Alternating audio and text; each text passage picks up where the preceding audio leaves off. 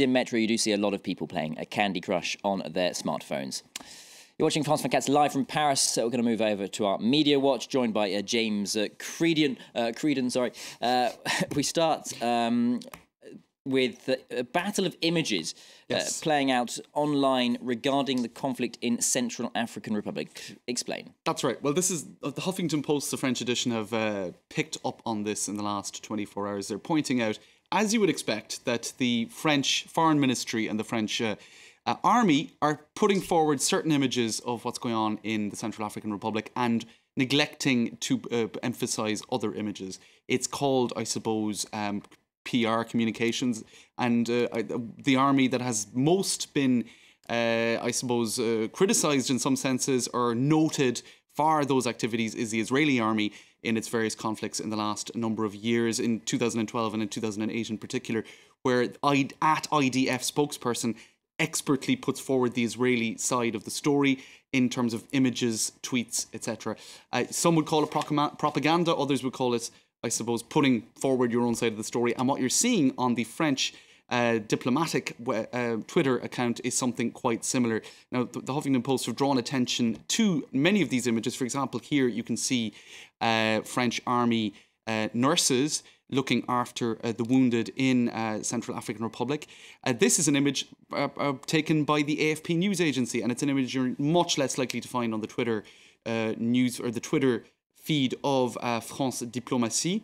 And that shows, I suppose, locals in some ways being manhandled by the police for whatever, or by the army for whatever reason. So a contrast being underlined there in terms of official pictures on official websites and official social media accounts and what the media are putting the spotlight on, which is much more objective. Of course, each perhaps playing up to their traditional roles. And now to the Syrian refugee crisis. Once again, it's the question of pictures not necessarily telling the whole truth. That's right. This is a photo that has done the rounds of the media in the past 24 to 48 hours. It's a photo taken by you, or at least shared by UNHCR worker Andrew Harper. Now, what it shows, you can see the image there on the left, is a young Syrian child. Marwan is his name. He's 4 years of age, and it shows him what appears to be crossing the desert from Syria into Jordan as a refugee on his own. Now, that image was picked up by several journalists and shared. It was shared tens of thousands of times, in fact, in the last number of days. And but what it failed to do was show the context of the picture. Now, this second image shared by Andrew Harper quickly afterwards points out that the child was never that far separated from a large group of people. And indeed, what was not in the picture was that broader context. And it was misrepresenting, essentially, the woes of this child. Now, that's not to say that a 4-year-old in a position of having to seek refuge in a neighbouring country is not in dire straits, but the picture manipulated, I suppose, the broader story.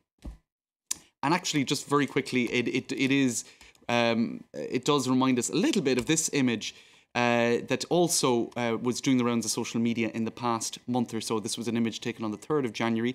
It shows a child lying between what is represented as the tombs of his parents, Syrian victims of the war out there, except that was an artist's photograph taken in Saudi Arabia and completely manipulated later on social media. The artist himself realised that that's what was going on, drew attention to the fact that his nephew, Ibrahim, was the person who featured in that photograph, which he took for, I suppose, sort of gory artistic reasons, maybe to represent some broader plight, but it wasn't meant to be specifically taken as factual, and it was. So I suppose the moral of the story is you have to be careful of photos on social media. The context is often not clear. The perils of poor context. James Creedon, thank you very much for that Media Watch. You're watching France 24 live from Paris. We're going to leave you now for a short break with these live images coming in from Ukraine, from Kiev. As you can see, very dramatic images. We were just speaking with an eyewitness account from Independence Square in Kiev, saying just how important that wall of fire was around the protesters. We'll be back in just a couple of minutes. Do stay tuned.